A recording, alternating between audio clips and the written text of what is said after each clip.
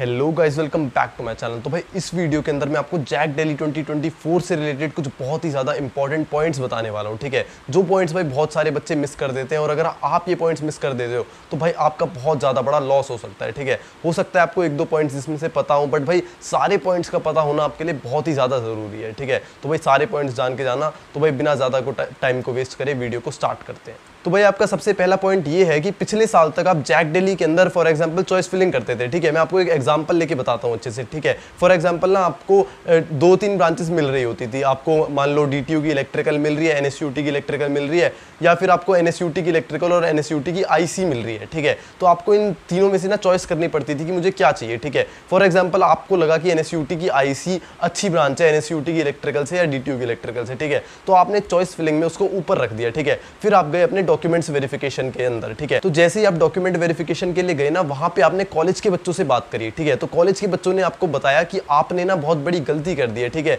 आपने गलती कर दी है NSUT की IC को DTU इलेक्ट्रिकल और NSUT की इलेक्ट्रिकल से ऊपर रख के। ठीक है, ये मैं आपको एक एग्जांपल देके बता रहा हूँ। ठीक है, तो उन्होंने आपको बताया कि आपने गलती कर दी है। ठीक है, फिर आपको पता चलता था कि भाई अब तो मेरे को नहीं NSUT की इलेक्ट्रिकल या DTU की इलेक्ट्रिकल को ऊपर ही रखना है। ठीक है, तब पिछले साल तक आपके पास चांस होता था भाई। ठीक है, आपको राउंड 3 से पहले आपको अपनी चॉइस फिलिंग को एडिट करने का ऑप्शन दिया जाता था। ठीक है, जैसा मैंने आपको एग्जांपल लेके बताया कि आपको बाद में पता चला कि भाई मेरे को ना अपनी जो है प्रेफरेंस ऑर्डर चेंज करनी है, मैंने गलती से उसको डाल दिया था, मुझे लगा था कि वो ब्रांच ज़्यादा अच्छी है, बट बाद में मुझे पता चला कि जो मैंने ब्रांच नीचे रख रखी थी ना वो ज़्यादा अच्छी है। ठीक है, तो पिछले साल तक आपके पास ऑप्शन होता था कि राउंड 3 से पहले आप अपनी चॉइस फिलिंग को चेंज कर सको, जो भी आपकी गलतियां आपने की हैं आप उनको रेक्टिफाई कर सको। ठीक है, पर इस साल से जैक डेली ने ये रूल निकाल दिया है कि आप अपनी चॉइस फिलिंग को एडिट नहीं कर पाओगे भाई। ठीक है, चाहे राउंड 3 से पहले, राउंड 4 से पहले, आप किसी भी राउंड से पहले अपनी चॉइस फिलिंग को एडिट नहीं कर सकते भाई। ठीक है, जो आपने पहले राउंड से पहले चॉइस फिलिंग कर दी, 23 जून से पहले जो भी आपने पहले चॉइस फिलिंग कर दी, वो ही आपकी चॉइस फिलिंग एंड तक रहेगी, राउंड 5 तक, अपग्रेडेशन राउंड तक, या उससे आगे भी सेम ही चॉइस फिलिंग आपकी चलने वाली है। वो चॉइस फिलिंग आपकी चाहे आप कुछ भी कर लो उसको चेंज नहीं कर सकते हो, चाहे आपने उसमें गलती कर दी है या फिर कुछ भी गलती से अलग ब्रांच ऊपर रख दी है, फिर भी आप उसको चेंज नहीं कर पाओगे भाई। तो भाई अगर आप अपने प्रेफरेंस ऑर्डर में एक छोटी सी भी मिस्टेक कर देते हो ना, तो भाई आपको जो पहले एक अच्छी ब्रांच और अच्छा कॉलेज मिल रहा था वो आपको नहीं मिल पाएगा भाई। ठीक है, तो इस साल बहुत ज़्यादा ज़रूरी हो जाता है अपनी रैंक के हिसाब से एक बेस्ट प्रेफरेंस ऑर्डर को चूज करना, क्योंकि भाई आप उसको बाद में इस बार चेंज नहीं कर पाओगे भाई। तो भाई अगर आप चाहते हो हम आपकी रैंक के हिसाब से आपको पर्सनलाइज प्रेफरेंस ऑर्डर खुद बना रहे हो, साथ में आपको प्लेसमेंट वाइज बेस्ट कॉलेज और बेस्ट ब्रांच दिलवा रहे हो, तो भाई आप एनरोल कर सकते हो हमारे पर्सनल काउंसलिंग सपोर्ट के अंदर, क्योंकि भाई हमारे इंटरनल कॉन्टैक्ट्स हर कॉलेज की हर ब्रांच के अंदर होते हैं, जिससे हमें पता रहता है कि कौन सी ब्रांच की प्लेसमेंट जो है अच्छी जा रही है और कौन सी ब्रांच की प्लेसमेंट गिरती जा रही है पिछले सालों के कंपैरिजन में। ठीक है, तो हम हेल्प कर सकते हैं आपकी रैंक के हिसाब से एक बेस्ट कॉलेज और ब्रांच चूज करने के लिए भाई। साथ में भाई हर साल काफी सारे बच्चों की सीट कैंसिल हो रही होती है, क्योंकि उनको लगता है कि उनके डॉक्यूमेंट्स में कोई भी दिक्कत नहीं है। ठीक है, बट जब वो वेरिफिकेशन के टाइम पे जाते हैं तो भाई छोटी मोटी दिक्कत उनके डॉक्यूमेंट्स में निकल जाती है, जिसकी वजह से उनकी सीट कैंसिल कर दी जाती है या फिर उनका जो कैटेगरी है वो उनसे ले लिया जाता है भाई। ठीक है, तो इसी काउंसलिंग सपोर्ट के अंदर हम खुद आपके डॉक्यूमेंट्स भी वेरीफाई कर रहे होंगे, जिससे हम आपको पहले से ही बता दें अगर कोई दिक्कत है तो, जिससे आप अपनी वेरिफिकेशन के टाइम से पहले ही अपने डॉक्यूमेंट्स को ठीक करा सकें भाई, ताकि जो सीट आपको मिल रही है वो कैंसिल ना हो जाए भाई। इसके साथ साथ आपको दिया जाएगा मेरा पर्सनल नंबर, जिससे आपको कभी भी कोई भी डाउट आ रहा हो या फिर आप किसी भी प्रॉब्लम में फंसते हो, आप मेरे को सीधा डायरेक्ट कॉल कर सकते हो, जिससे मैं आपके साथ बैठ के आपको आपकी प्रॉब्लम से बाहर निकाल रहा हूँ और आपको गाइड कर रहा हूँ भाई। ठीक है, एंड भाई जब तक आपको एडमिशन नहीं मिल जाता, जब तक आपकी क्लास स्टार्ट नहीं हो जाती, तब तक हम आपके साथ खड़े रहेंगे, और उसके बाद भी आपको कोई भी डाउट आती है कॉलेज के अंदर, कोई भी दिक्कत होती है, आप तब भी हमें कॉल कर सकते हो भाई। इसके साथ साथ भाई आपको स्पॉट राउंड के लिए भी सपोर्ट दिया जाएगा, साथ में जो स्कॉलरशिप मिल रही होती है कॉलेज के अंदर 50% फीस पे, 100% फीस पे, जो आपकी 1.5-2 लाख फीस वापस आ रही होती है, उसके लिए आपको फ्री में सपोर्ट दिया जाएगा भाई। आपको बताया जाएगा कैसे आपको कहां से फॉर्म अप्लाई करने हैं और कैसे अप्लाई करने हैं, सारी इन्फोस की भी आपको फ्री में दी जाएगी भाई। तो भाई ऑलरेडी काफी सारे बच्चे ये काउंसलिंग सपोर्ट ले चुके हैं, एंड जो सीट्स हैं वो भी लिमिटेड रह गई हैं, तो फिर अगर आप इंटरेस्टेड हो तो भाई डिस्क्रिप्शन में आपको डिटेल्स मिल जाएंगी। आपको कुछ नहीं करना, अगर आपको एनरोल करना है तो मेरे इंस्टाग्राम पे एक मैसेज डाल देना है या फिर मेरे को ईमेल कर देने की भैया I want your personal counselling support. ठीक है, मेरी इंस्टा आईडी और मेरी ईमेल आईडी सब आपको डिस्क्रिप्शन में मिल जाएगा भाई। तो भाई अब वीडियो में आगे बढ़ते हैं। तो हमारा नेक्स्ट पॉइंट ये है कि भाई पहले क्या होता था, अगर आपको भाई स्पॉट के लिए पार्टिसिपेट करना है ना जैक डेली में, तो भाई अलग से स्पॉट के लिए रजिस्ट्रेशन खोले जाते थे। ठीक है, बट पिछले साल से क्या हो रहा है कि स्पॉट राउंड के लिए अलग से रजिस्ट्रेशन नहीं खोले जा रहे हैं। तो अगर आपको स्पॉट में पार्टिसिपेट करना है तो शुरू से ही रजिस्ट्रेशन करना पड़ेगा भाई। साथ में पिछले साल तक क्या होता था कि अगर आप राउंड 1 में रजिस्ट्रेशन रजिस्ट्रेशन नहीं कर पाए तो भी आप राउंड 3 से रजिस्ट्रेशन कर सकते थे, ठीक है। या फिर अगर आपकी राउंड 1 में आपने रजिस्ट्रेशन करा और आपके डॉक्यूमेंट्स में कोई दिक्कत निकल गई और आपकी सीट कैंसिल हो गई तो आप राउंड 3 में दोबारा से अप्लाई कर सकते थे भाई, ठीक है। बट इस साल से उन्होंने ये भी रूल हटा दिया है, आप राउंड 3 में भी दोबारा से रजिस्ट्रेशन नहीं कर सकते, आप सिर्फ राउंड 1 से पहले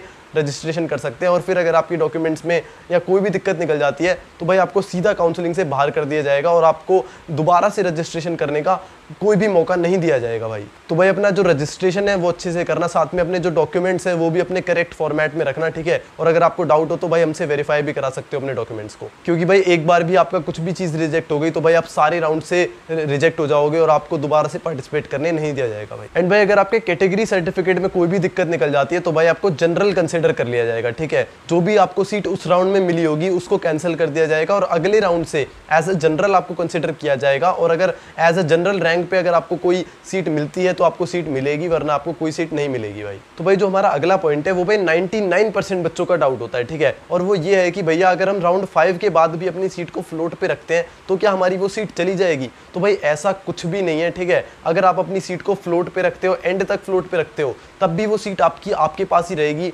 अनटिल एंड अनलेस आपकी सीट अपग्रेड हो जाती है तो, ठीक है। फॉर एग्जांपल आपकी सीट पहले इलेक्ट्रिकल थी, अब अपग्रेड होके आपकी वो ईसी हो गई है तो फिर आपकी इलेक्ट्रिकल वाली सीट गई है, ठीक है। बट आपने फ्लोट पे रखी है और आपकी सीट अपग्रेड नहीं हुई है तो भाई आपकी वो इलेक्ट्रिकल की सीट इलेक्ट्रिकल की ही रहेगी, ठीक है, वो कहीं भी नहीं जाने वाली है, ठीक है। और आपको भाई एंड तक फ्लोट में ही रखना चाहिए अगर आप अपनी अपग्रेडेशन चाहते हो, क्योंकि भाई राउंड 5 के बाद भी अपग्रेडेशन के चांसेस होते हैं, ठीक है। एक आपका अपग्रेडेशन राउंड होता है और स्पॉट राउंड में भी आपकी अपग्रेडेशन हो सकती है भाई, ठीक है। तो ये गलती मत करना कि भाई आप राउंड 5 पे ये सोचो कि भाई अब तो मैं अपनी सीट को फ्रीज कर देता हूं क्योंकि अब सीट चली जाएगी, तो ऐसा कुछ भी नहीं है भाई। अपनी सीट को फ्लोट पे रखना, बाद में भी अपग्रेडेशन के चांसेस होते हैं भाई। तो भाई अगला पॉइंट आपके लिए बहुत ही ज्यादा इंपॉर्टेंट है भाई, ठीक है। और वो ये है कि भाई जो इस साल की सबसे तगड़ी अपग्रेडेशन होने वाली है वो होने वाली है आपकी राउंड 5 के अंदर, ठीक है। क्योंकि भाई जो आपका राउंड 4 है वो जुलाई 19 को खत्म हो जाएगा, ठीक है। आपका जुलाई 16 को शायद राउंड 4 का रिजल्ट आ रहा है, ठीक है। उसके बाद जो राउंड 4 की फिजिकल रिपोर्टिंग है वो जुलाई 19 को खत्म होने वाली है, ठीक है।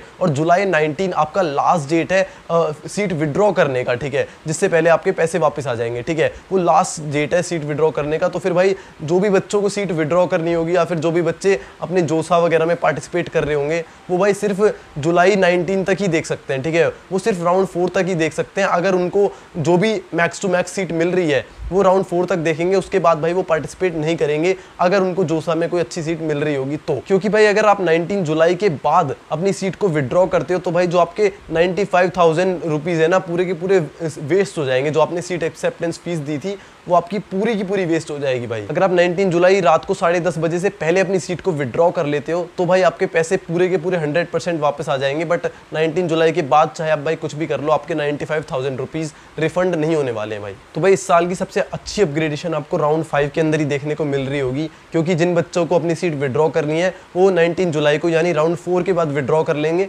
साथ में नए बच्चों को रजिस्ट्रेशन भी करने नहीं दिया जाएगा भाई, ठीक है। इसलिए जो भी आपकी सीट सबसे अच्छी अपग्रेड होगी वो आपकी राउंड 5 के अंदर होने वाली है। बट भाई राउंड 5 तक रुकने में बहुत ज़्यादा रिस्क है, क्योंकि मैंने आपको बताया जैसा कि 95,000 भाई उसके बाद आपके वापस नहीं आ रहे होंगे, ठीक है। तो भाई ये रिस्क तभी लेना जब आप अपने 95,000 को रिस्क कर सकते हो, साथ में आपको कहीं और कोई भी सीट नहीं मिल रही है, तभी ये रिस्क लेना भाई, ठीक है। अगर आपको कहीं और सीट मिल रही है तो भाई आप विड्रॉ पहले कर लोगे तो ज़्यादा आपके लिए सही रहेगा, ठीक है भाई। तो भाई आपका जो अगला पॉइंट है वो ये है कि भाई काफ़ी सारे बच्चे ना एक सेम मिस्टेक कर रहे होते हैं। फॉर एग्जांपल ना बच्चे की रैंक के हिसाब से उन्हें इलेक्ट्रिकल मिल जानी चाहिए थी, बट उन्हें पहले राउंड में मिलती है बायोटेक। एग्जाम्पल ले लेते हैं, ठीक है। तो भाई वो ना फीस पे नहीं करते हैं, वो सोचते हैं कि जब भी मेरी सीट अपग्रेड होते होते मेरे को जिस भी राउंड में इलेक्ट्रिकल मिलेगी ना उसी राउंड में मैं अपनी जो है सीट एक्सेप्टेंस फीस की पेमेंट करूंगा और तभी अपना फिजिकल रिपोर्टिंग के लिए जाऊंगा। तो भाई ये आपकी बहुत बड़ी गलती है, ठीक है। अगर आप अपनी सीट एक्सेप्टेंस फी पे नहीं करते हो ना तो भाई जो आपको ना सारे के सारे अगले राउंड से बाहर कर दिया जाएगा, ठीक है।